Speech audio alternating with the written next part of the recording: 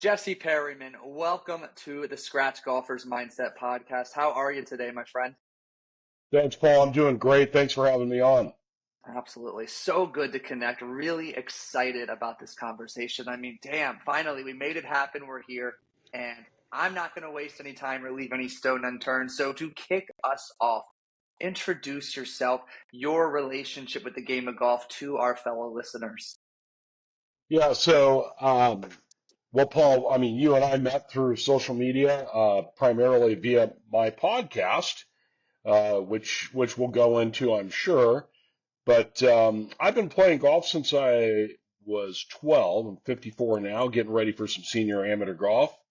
I've been fortunate to play golf at a reasonably decent level for most of my life. I was fortunate to play college golf and play Division I college golf for a couple of years, and using that experience to help really catapult me to seeing what better golf was like at another level. Even though I didn't really think I was quite at that level back then, but I am now.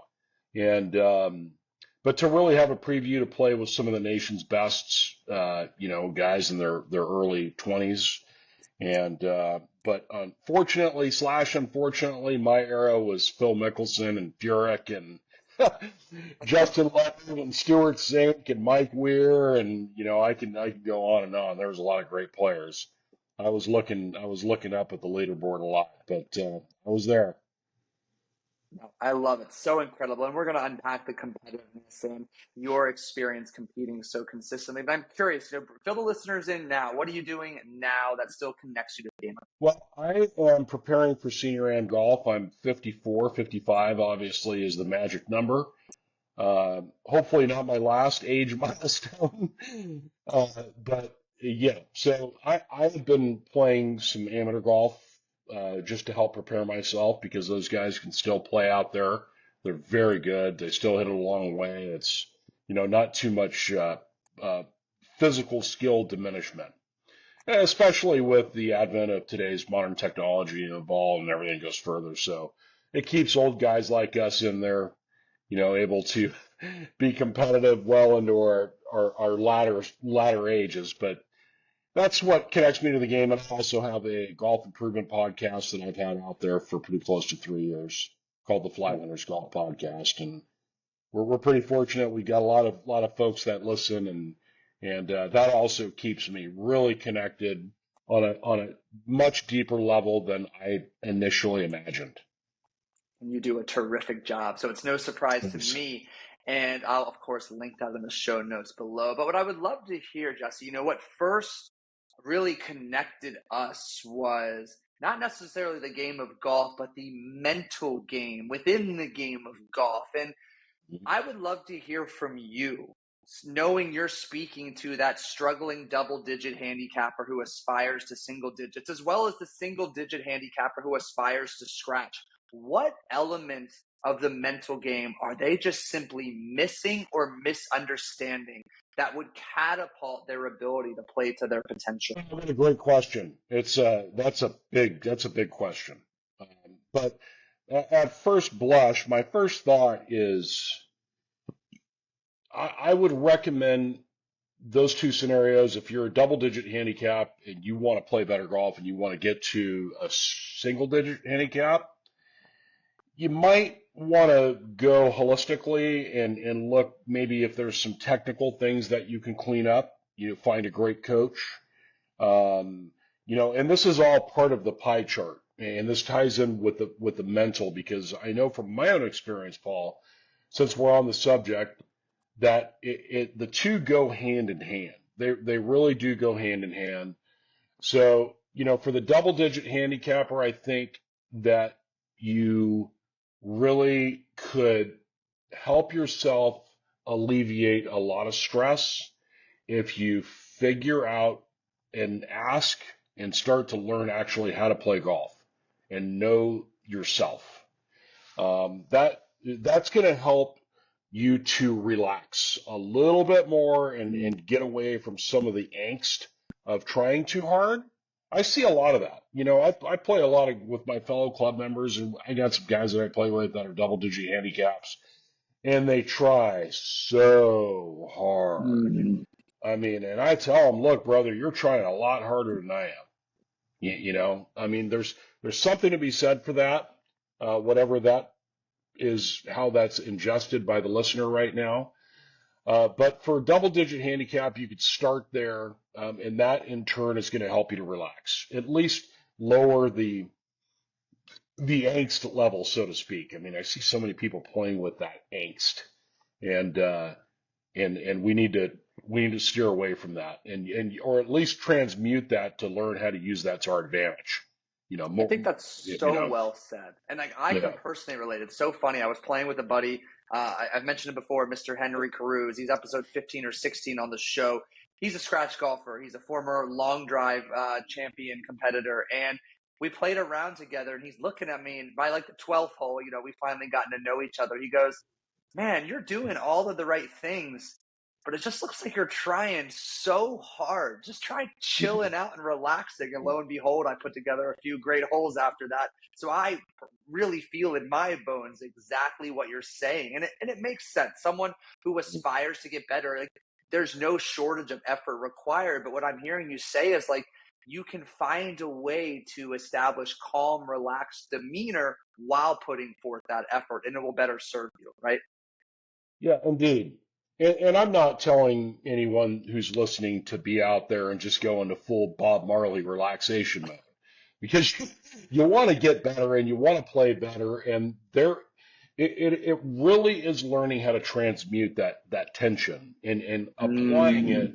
applying it in a more positive direction. And for that, you've got to become intentional. So this is going to serve both handicap genres. Every time I go out and play golf, I'm a +2 handicap. I've been fortunate enough to play in some USGA events. I just won our club championship at 54. I beat all the kids, and I always will set an intention before every single round, and that is my North Star.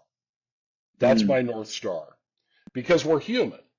So I mean, shit's going to go sideways out on the golf course. Your mind is going to be racing, and the beautiful thing about this game is that if you listen and your mind is quiet enough, it'll speak to you and it'll tell you what to do. Because I really do believe that it's unique for everyone, even though we have some general isms, if you will. Hmm. But having an understanding of what your North Star is prior to teeing off, whatever that is. Today I'm going to accept bad shots. Today Mm. I'm gonna be okay with whatever happens. And when you believe in that, that sort of starts the momentum process to redirect that energy of angst, of trying too hard. And I see it with single digit handicappers too, Yeah. where their expectations start to go up another level. And if they don't achieve that expectation, now their ego may be bruised a little bit, and you start going the other way. You want to spiral upward, not spiral downward. But I do believe that whatever the intention that the golfer wants to set for that round, that is what he or she, that's their North Star, that's their guiding light, that's their anchor point to go back to something. I always set an intention, and today I went out and played a bunch of holes at my club and just to prepare for a tournament I have in a couple weeks. And the intention was to be okay with whatever happens out there, to be absolutely neutral, to be Mm. objective in what I see, and my game is going to tell me what I need to work on prior to coming into this event. I love that. Absolutely incredible. I mean, one of the things I think that subconsciously, unconsciously drew me to you as well, Jesse, is just like your vernacular, your wordsmithing, and when you specifically were talking about listening and the mind will speak to you. I once heard a quote that the voice of the subconscious mind is silence, and I think you say that so beautifully in your own way too, because you're right. When we're able to have an intention, we shut off all the distraction. We're able to settle our conscious mind on something that is fixed. And you and I both know the body, the subconscious are two of the same. So if our conscious mind is fixed on that intention, your body knows how to swing the damn golf club, and now it's able to do so without that tension. Yeah, that's right. I mean, it's in a sense, really, when you have when you have something that is an anchor point, it is it's like a walking, living, breathing meditation. And Mm-hmm. you remind yourself whatever that is. Hey, look, all of a sudden, hey, I had it today. I had to remind myself today. I just go out and play casually, and next thing I know, I'm starting to make birdies and I'm starting to stripe it. And that's primarily because I have an intention to be okay with whatever happens. So I'm going to let the ball's going to go wherever it's going to go, and I'm going to be okay with it. But the ego gets involved. It's ego gets involved, and then you start going sideways, and then you remember, you realize, oh, wait a minute here, I'm supposed to do this or I'm supposed to do that. Whatever the intention is, it needs to be simple. You need to be able to remember it under duress, or if you're starting to go the other way and you're going to play well, because I could guarantee your listeners that listen to this podcast, Paul, that if they do that, they will supersede their expectations during the course of the round because you have knocked your ego out temporarily. You've knocked that inner voice out temporarily. But with that being said, and this is next level knowledge here, because this is what a lot of people don't talk about, unfortunately. And it's such an important piece to when you look at your game of improvement as a pie chart. There has to be something there that is the glue that binds them all. It's the glue that binds them all. And you look at say a 15 handicapper, for example. His or her goal is And real quick, Jesse, good. give us context with that pie chart. You keep alluding to that pie chart. Paint that picture clearly and then keep going so we have that foundation to Okay. build off of. Yeah. Yeah. Thanks for stopping me. I think that the pie chart is subjective. However, it's universal for everyone because my pie chart might be different than yours, Paul. But you're looking at equipment as a piece of the puzzle, getting good equipment, properly fitted, not to how you're swinging the club now, how you want to swing the club. We're starting to get back to intention. Okay, if you're going to sit down with me and you're going to go, Jesse, you're a +2 handicap. How the hell do I get from here to there? I'm going to say, okay, Paul, pie chart here. How do you want to hit the golf ball? Oh, I want to hit high draws. Okay. So there's some technical. We're gonna introduce technical parts to this. Technical and equipment are two of the same, just like the subconscious and the body. They're two of the same. One's operating the other, whether you're aware of it or not. That's the scary part. But going back to the pie chart, how well do you move? Maybe a 15 handicapper has back limitations, maybe some mobility issues. In order to play good golf, you should be working on your physical well-being. That golf it's a sport, and you want to hit the ball, and you want to hit the ball hard. I don't care who you are. Everybody wants to hit the ball hard. That requires a certain amount of mobility, a certain amount of flexibility, a certain amount of strength in areas of your body that you need it, your back, your quads, your butt, those types of things. That's a part of the pie chart. Okay, now we're talking about the mental side. The mental side really is, in my opinion, the glue that binds it all. It really is. It's the glue that binds it all. There's a history of a lot of great players, both men and women, that have not the best technique, and they've won, and they're Hall of Famers. What is that? What is that? That's the million-dollar question. What is that? Well, I believe that anybody, not just the mid handicap or the high handicap or the low handicap, and you're aspiring to get to the next level. But this is my personal recommendation, that along with setting intentions before a round, that has to be followed up by a practice that includes and is the foundational piece, not only in the game of golf, but in one's life, and that's the ability to be in the present moment. When you can, when you start whatever that practice is, whether it's meditation, whether it's yoga, whether it's breath work, whatever it is, chanting, I don't care. Scotty Scheffler's single greatest asset he has in his game right now is his ability to be in the present moment. He has said it so many freaking times in interviews, but yet everybody wants to talk about his footwork. But he's giving us the answer. He's the best player in the world by far. And he's giving us the, you know what? I just try to stay in the present moment. I don't really think about too much down the road. I use the golf course as a place for me to figure out what I need to work on, and me and my coach, Randy Smith, do that. Other than that, my primary focus is just to be in the present moment. It sounds so simple, but I guarantee you anybody who's listening who's been in the zone in any part of their life, whether it's a game, just how much are you thinking when you're watching a great movie? You're not thinking. You are so involved in that. You are in the movie. That is what we're called being in the present moment. Time ceases to exist. This is a masterclass. I love this. The pie chart is incredible. It's so simple. It's tangible. It's incredibly relatable.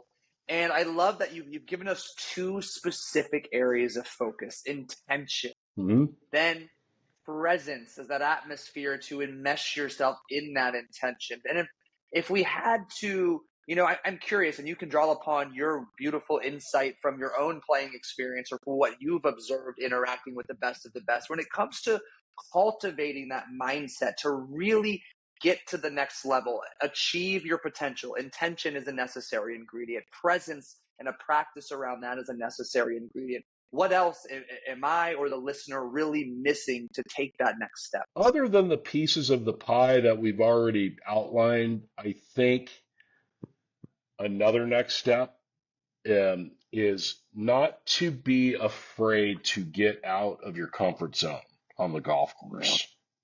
Okay? Because that's where you're going to learn, that's where you're going to experience absolute ton of growth. So you and I have spoken in the past in a bunch about coming from a spirit of neutrality. Okay? Right? So if you and I are sitting down, Paul, right now, which we are, but you're asking me these questions because you want to play better golf. Jesse, I want to become a whatever. What's your handicap? What's your intention for this game, Paul? How well do you want to play? Scratch golfer. Okay, scratch golfer. Okay. So you set the wheels in motion to that. But, and this is a big but, you got to be willing to get a little bit dirty, a little bit uncomfortable. And when people ask me, how can I get better? How can I do these things? And I say the quickest way, you want to know what the fastest way to get better is go play in a golf tournament. Go play in a golf tournament, whether it's a fun net event at your club or a qualifier for a USGA event. Just go play one. Just go see, just go play in one. Go have fun with it. Be nervous. Let all the doubts come. Be afraid of holding that 3-footer because I can guarantee you a lot of mid-handicaps, they don't finish their putts.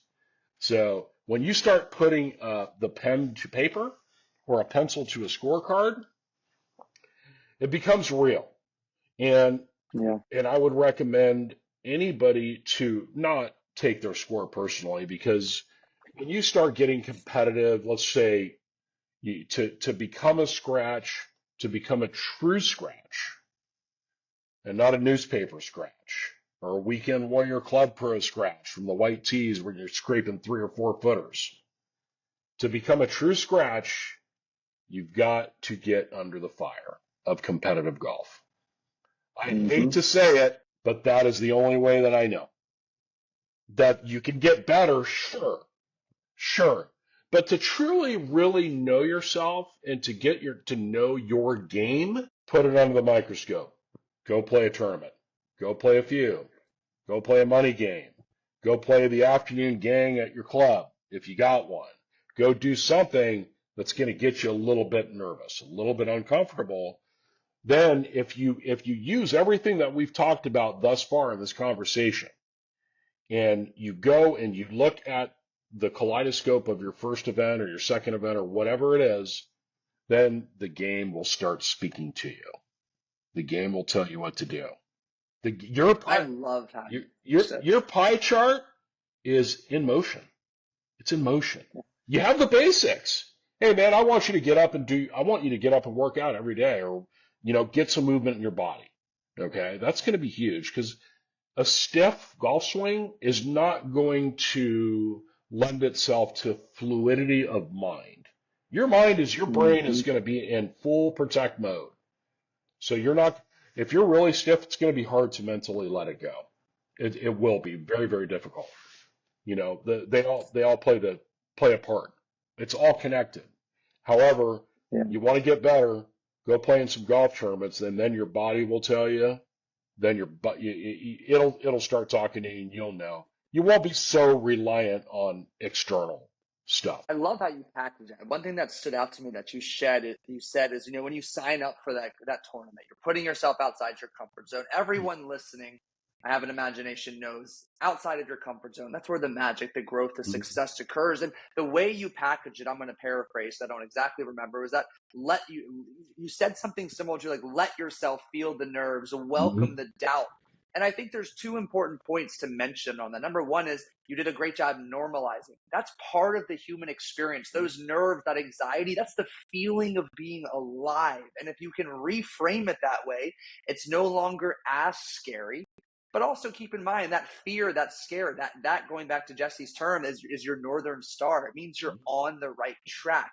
But what I love most about these out of comfort zone experiences is they are in and of themselves miniature master classes as to exactly where you are coming up short or have areas for growth. So if you shank a few off the first tee in your tournament, performance anxiety, pressure, that's something we can work on away from the course. If you can't putt to save your life, you get immediate feedback that is a blueprint of what to prioritize in your practice from these out of comfort zone experiences. So well said. I'm so glad you shared that.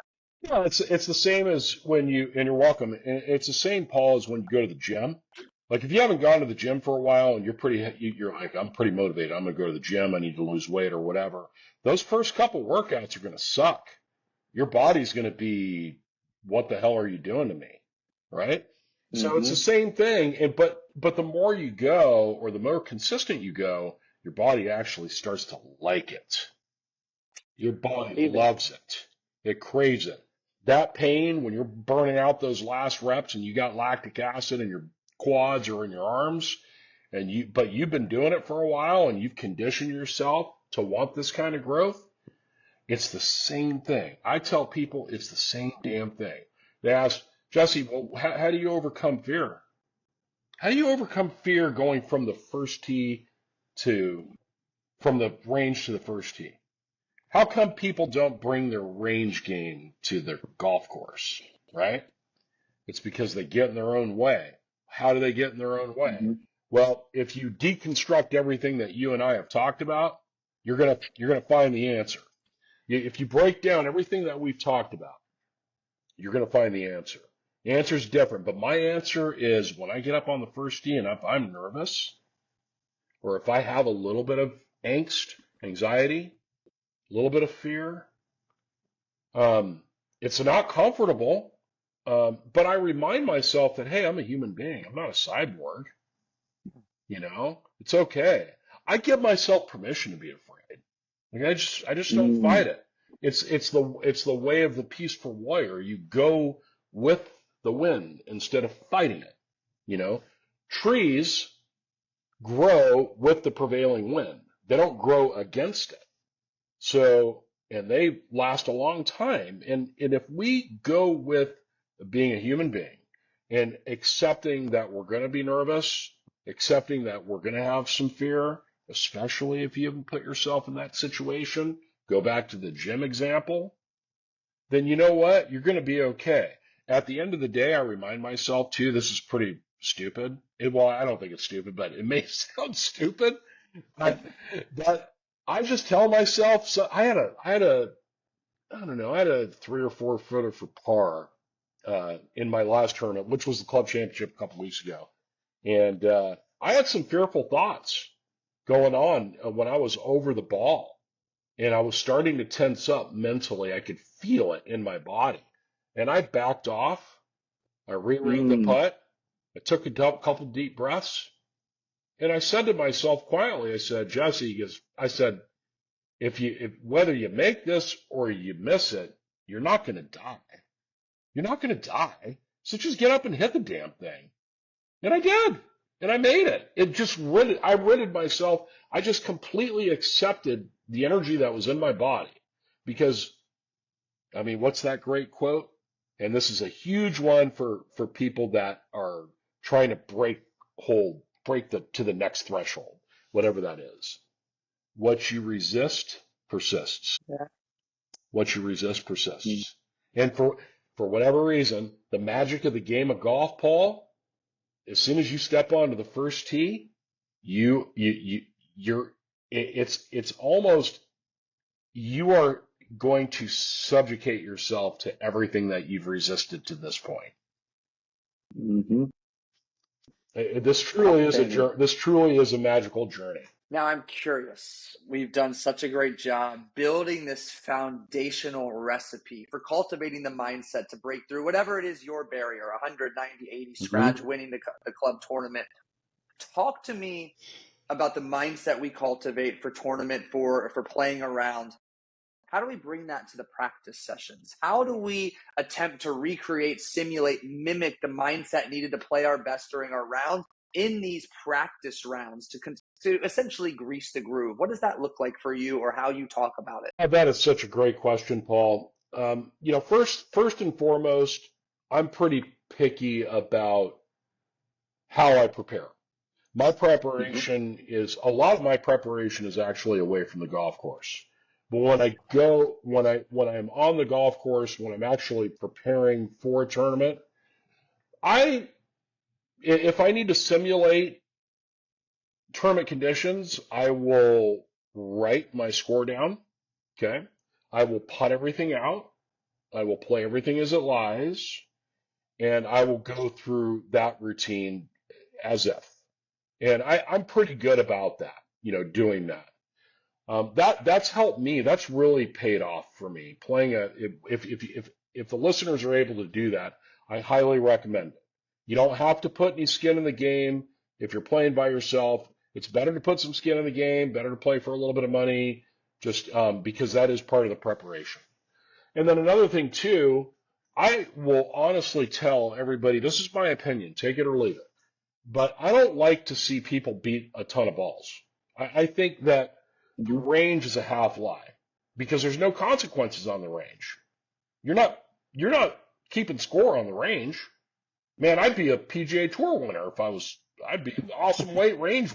I'm a great range hitter because I can get up there and let it go, and and if you hit a moon ball, you can just pick up a ball and re-tee it and hit it again. But on the golf course, that's not reality.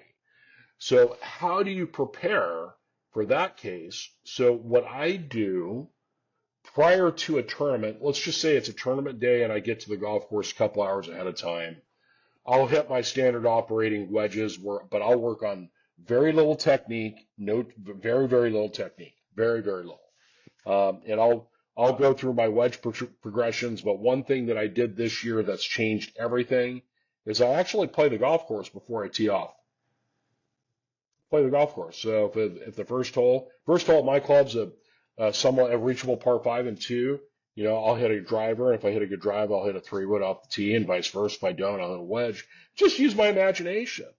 And one thing that I found is that when I use my imagination in this particular way, I didn't know this, but I do know now, I start to preset my nervous system to go into flow. I'm not thinking technique. I'm not thinking that at all. As soon as you're listening, as soon as everybody here that's listening, as soon as you realize that once you start to think about technique over and over and over again, those are the grooves that you're going to be greasing.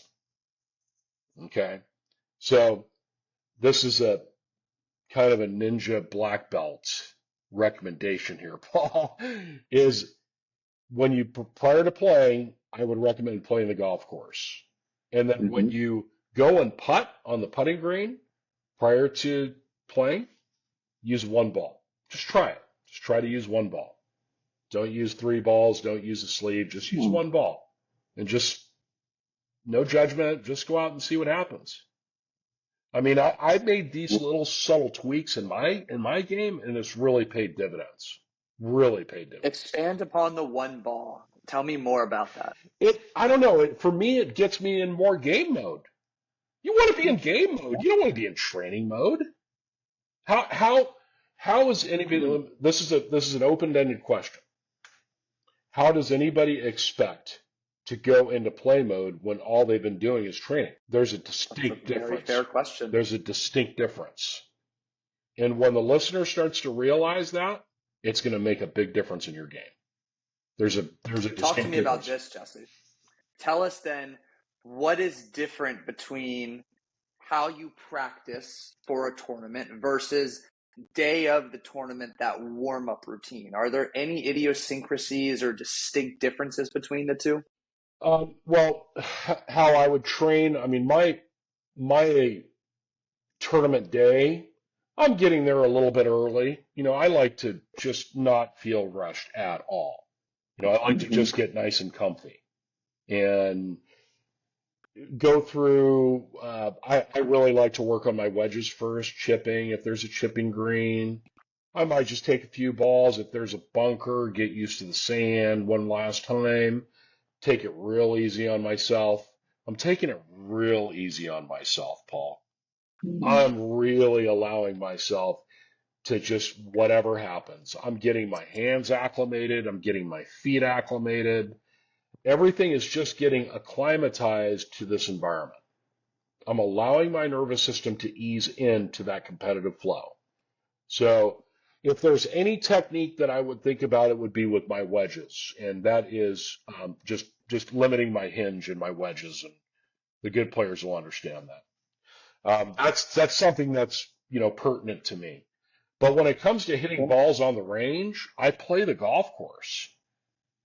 So I might just hit about 20 or 25 balls, and I'm good. And if there's anything else that I might find that I need to get a feel for, let's say, for example, there's some holes out there where you need to hit some cut shots. I might spend a little bit more time with that on the range. But once again, I'm going back to preparing my nervous system to actually go out and play the golf course, not to get in positions. That's the biggest mistake I see people make. Hey, Jesse, I mean, if I go play in my men's game at my club on a Wednesday or Friday afternoon or on the weekend, well, almost 100% of the guys that I play with, we usually get about 6 foursomes. They're working on their golf swing. So it's hard when people ask me that question, how do you take your range game to the golf course? You start to train for the golf course on the range. That's how you do it. That's the bridge, the gap there. I remember listening to an interview with Ben Hogan. Ben Hogan said, well, I play 36 holes a day during tournaments. Interviewer says, well, how do you do that? He says, I play the golf course on the range in my mind, then I go out and play it. When the most advanced, technically proficient golfer of all time says that, there's something to it. Yeah. Mm-hmm. Tell me this. You are so deeply in touch with and enmeshed with your mental game. The awareness, the intention, the presence, the self-awareness are so strong. Was there a pivotal moment or strategy, mental shift that you became privy to at some point during your career that really clicked and allowed you to accelerate your trajectory? Yes. I mentioned meditation before. And it started with intent. So I remember in 2021, I played in my second senior amateur event because there are some amateur events that you can play at 50. And I remember being so tight in my first round match, and I got matched up against a guy who, I really should have beat. I beat myself because I wanted it too bad, and my attachments were very external. Mm-hmm. So when I was driving home from that, and I lost on the 21st hole, and I should have just waxed this guy, but it's okay because I needed to get beat. I needed to learn this lesson. I needed to be humbled. I needed it. And when I was driving home, I knew it. But one of the things that I said to myself, I said, from this point forward, my primary goal of playing competitive golf is to, one, be myself.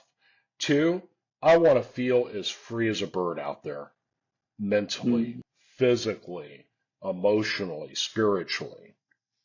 I want to feel as free as I can be, as if I just don't have a care in the world.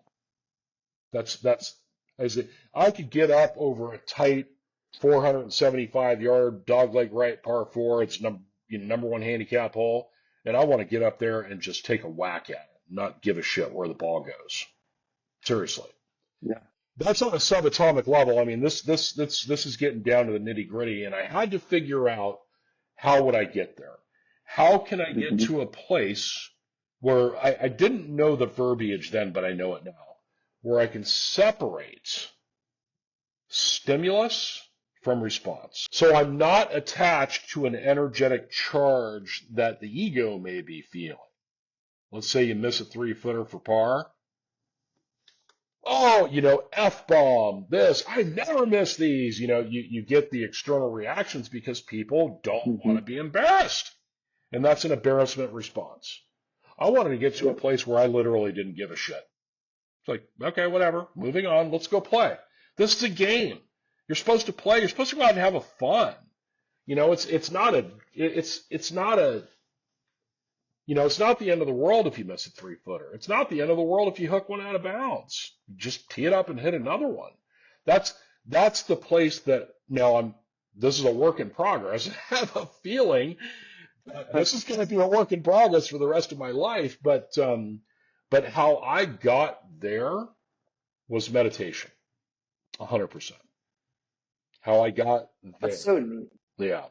So that there is still a moving target, and through the practice and the discipline of meditation, I've realized that we as human beings, or at least I'm going to speak for myself, and I've talked to a lot of practitioners. I'm a member of some great meditation groups on social media, and my golf teacher's a long time, 35-year meditator and Tai Chi practitioner. So he and I resonate very, very well. And one thing that I realized is how much my brain is in overdrive most of the time. But we don't realize that unless we've trained the few precious seconds between stimulus and response. And that's a powerful thing. And I think that's the differentiator in most cases when you're trying to ascend to another level. Bingo. And I love that. Yeah. And it is, hey, I'm not saying that you're going to be a Bruce Lee stoic out there. I'm not saying that. I mean, Tiger Woods knew himself so well that he gave himself 10 yards. He gave himself a 10-yard bubble. And I've mentioned this before on my podcast. And I've actually had a few people that knew him well, still knew him well, definitely said that this was the case. Tiger gave himself 10 yards. If Tiger hit a great shot, he'd be, fist pumping or whatever. And if he hit a bad shot, hey, he wasn't afraid to throw a temper tantrum. He'd get pissed. He would get hot. But I want everybody listening to remember, if you've watched Tiger Woods on television, especially when he was probably the most dominant player in the history of golf, you never saw him carry the energy from the previous shot. As soon as he walked at 10 yards, that shot was over and done with. This discipline of being in the present moment doesn't mean that you do not absolve yourself from feeling emotions. It's actually the complete opposite. It's the complete opposite. So here's another ninja, next level, triple black belt piece of information that I actually heard from Cam Smith. Cameron Smith is one of the great players. He plays in the Live Tour, won the British Open in 2022. One of the great players. And a BBC reporter asked him a very adept question, which I don't know the answer. I don't know the exact verbiage of the question, but I can tell you what the answer is. The answer is the difference between me now and when I first started playing golf is I'm very comfortable being uncomfortable. Mm. I'm very comfortable being uncomfortable.